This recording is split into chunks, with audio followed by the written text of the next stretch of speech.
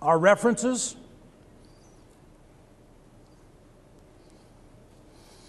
Bottom line up front. Simply, ladies and gentlemen, have your 68 whiskeys complete their medic tables annually, enter the data into MOS, the systems talk to each other, and they are sustained. Army EMS pays that $15 fee automatically. It happens transparent to the soldier. All the soldier has to do is log in to their InterEMT portal using their login ID number. MOS checks, they have enough CEUs, they have BLS, boom, they push the button, and it happens. Those personnel who are paramedics,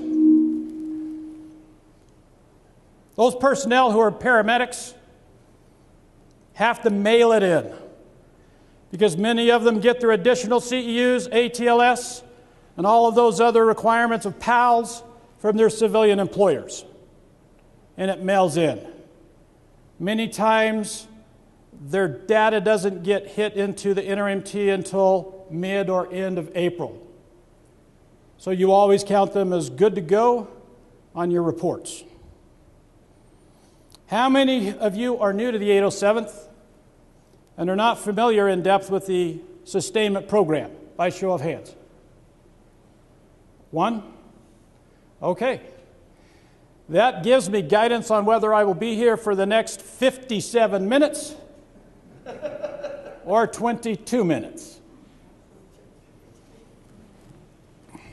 So for those of you that are new and from yesterday, it's not hard.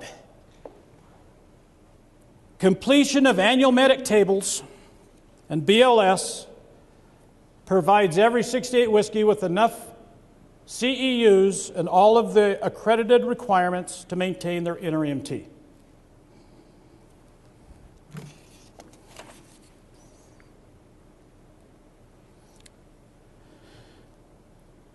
Here are the medic tables. The 7 of them are the didactic and hands-on. And then table 8 is the lane validation. Now, we don't need to bring the 68 whiskeys back just to do BLS. Look at table 2 and table 6. Within our training sites, we do that. We conduct BLS or CPR for the non-clinical folks as part of the Sustainment program. It's one-stop shopping. Come in, attend that course, walk away with everything you need for that year. Annual tables number 1, the first year. Annual tables number 2, the second year. You sustain your InterEMT, and you're good to go. The instructor to student ratio for medic tables 1 through 7 is?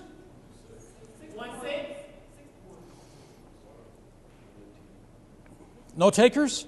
8-1.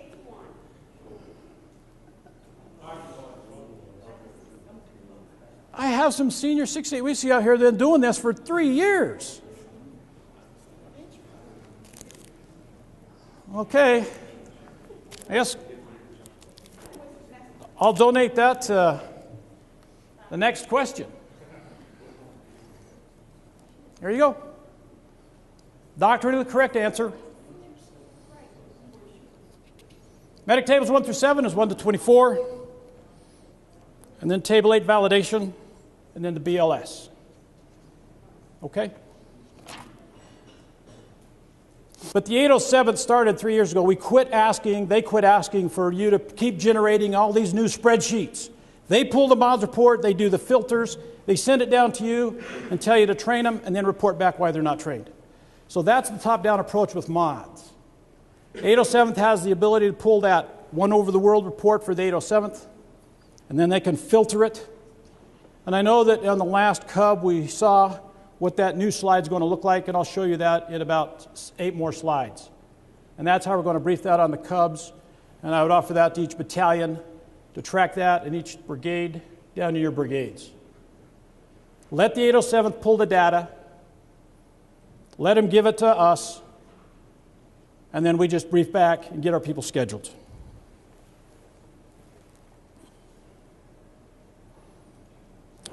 We've talked about, for those that asked the question on secondary MOSs, this is a great opportunity to still track those in that MOS report when you're pulling all your numbers. Question comes up, who's responsible for 68 Whiskey Duty MSQ? Ladies and gentlemen, training is an NCO's responsibility. Is it not? Right. 68 Whiskeys, NCOs. Those are your cadre of instructors. That's why they're listed in the packet we'll cover later on. But this is also a great opportunity for you to get these young soldiers, E1 through E4, on the platform. Notify them in advance that in 3 months' time, you're going to have to conduct a 2-hour block of instruction of Table 3. Here's the lesson materials. Help them get over the fear of man. Help them be comfortable in teaching, because that is going to help them where? In career progression. WLC, ALC, they're NCOS schools. That's why it's designed to be led by NCOs for the soldiers in the 68 Whiskeys. That's why our primary instructors are not nurses. They're not medical corps officers. It's the 68 Whiskeys are in charge of teaching their skill sustainment.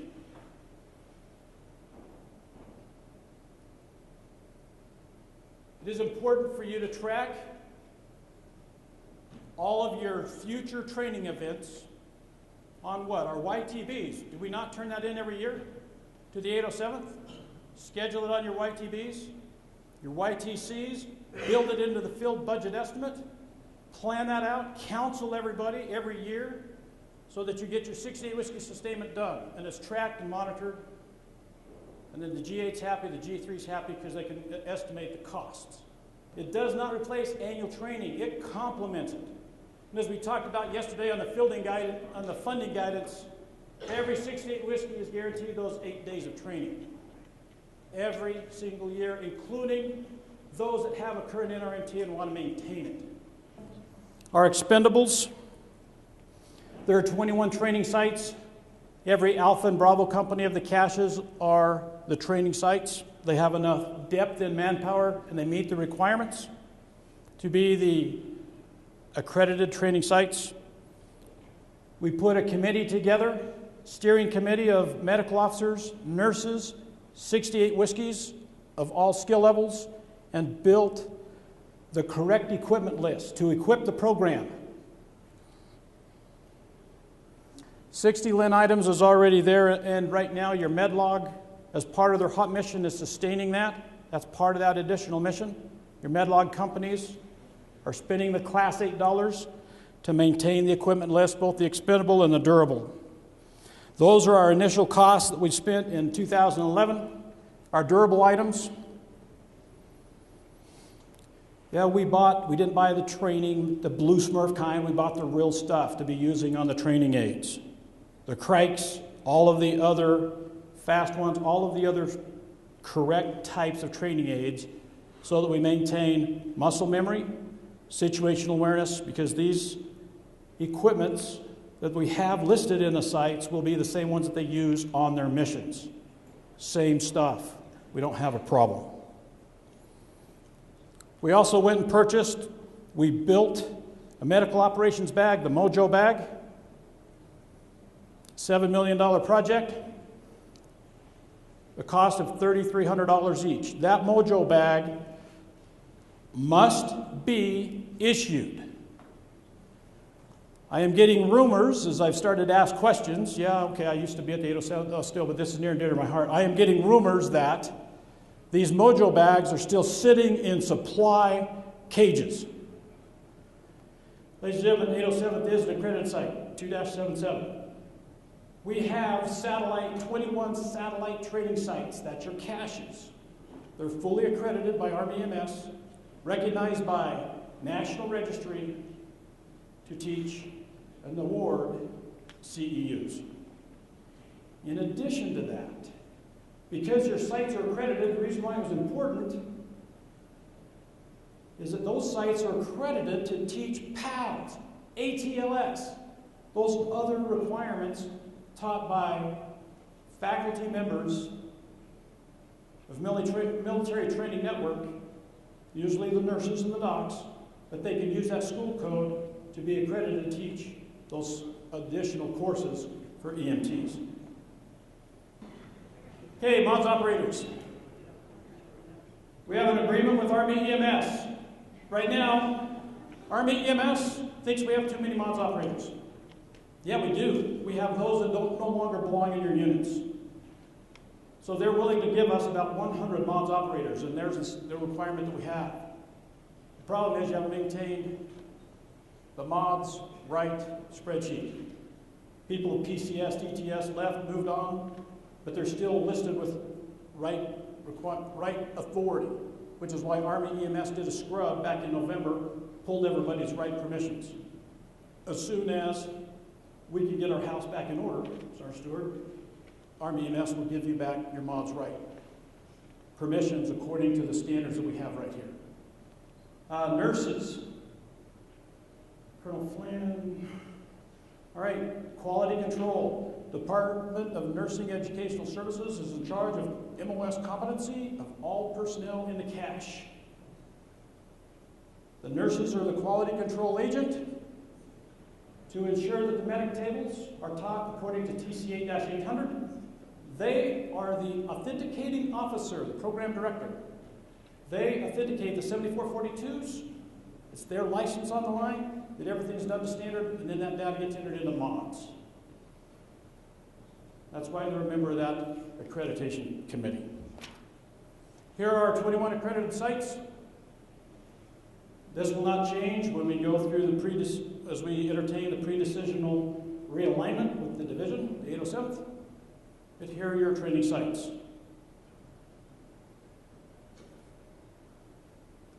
During the ASTP program, at the end of it, every one of your 68 whiskeys awarded a certificate identifying that they have met the MOS training requirements in addition to 7442s, which must be on file for how long? 2 years. Must be hard copy on file for 2 years. All right, training year 13. According to the YTBs and everything that was presented, this is what was planned. The reason we need to identify all of these additional training seats is because of the 28% vacancy rate or no-show rate. That's historical. It has reduced. When we first started this, it was about 38%. It's now down to 28% during TY13. I do not have the data for TY14. But this is how it was tracked and planned. After YTBs, all of this data goes in. We plot that out to ensure that everybody has enough training capability. Here's the actual. 3168 was available during the YTBs. When the courses that were conducted, 3120. There was sufficient training opportunity for every one of the 2,568 whiskeys in TY13 prior to the ASI conversion.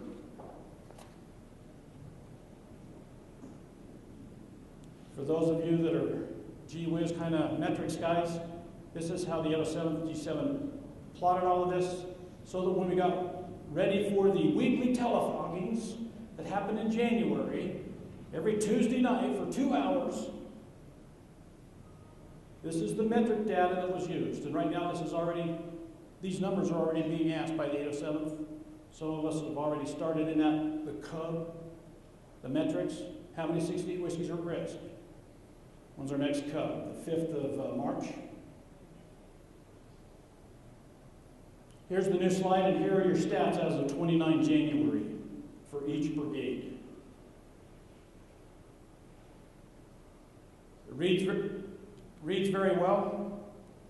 You're assigned your adjusted strength. Again, a few slides back, I told you we've taken out all of those that are E8s and above, that don't want to maintain their NRT card. Everybody that's an AIT, you filter all of those out, then you have an adjusted strength.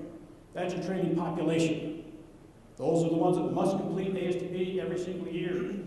Those that have completed it, yes. Those that have not, no. Here are the training opportunities that we have for April.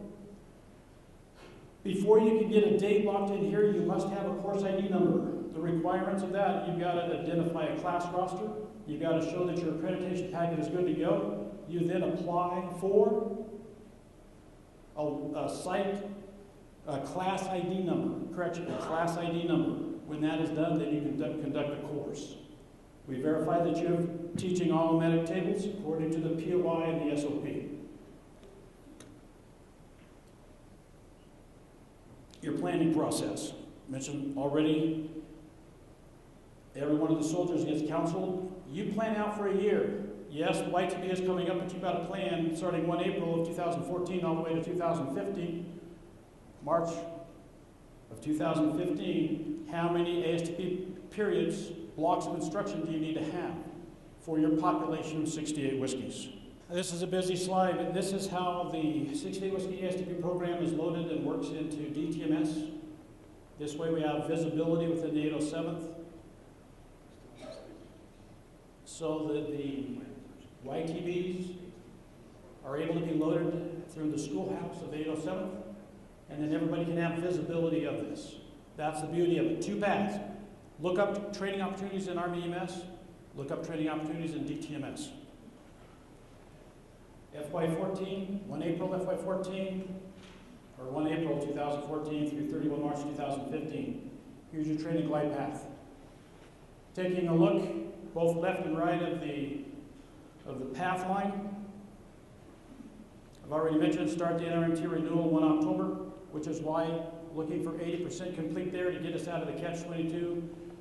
We're always waiting to the 11th hour and the 29th minute. Get them trained early, sustain, push the button, and we're good to go. Okay, we've talked about training options. Soldiers attend training within proximity of their location. Ideally, that's within the cache that they're assigned to, within the battalion, within the brigade. Then, identifying a training opportunity within the 21 accredited sites. The exception to policy is outsourcing that, going to an outside agency. The 807th in the past, we don't have a problem with that if it's always taught by your NCOs. Taught by NCOs, for NCOs and soldiers. But those are the 4 training options available to sustain, but listed in order of priority. All right, MOS Right Access, 2nd Medical Brigade. These are the people that you have identified last year that you want to have MOS Right Access. Is this current? Rhetorical question, all 5 brigades are here. 2nd Med, you need to update this and get it turned in to Sergeant Stewart. Sergeant Stewart will turn that into Army EMS, Mr. Applet, at the end of this month so that they can get this approved so that 1 April, boom, start. All of these people have MOS Right Access based on the priorities that we discussed earlier. 139th.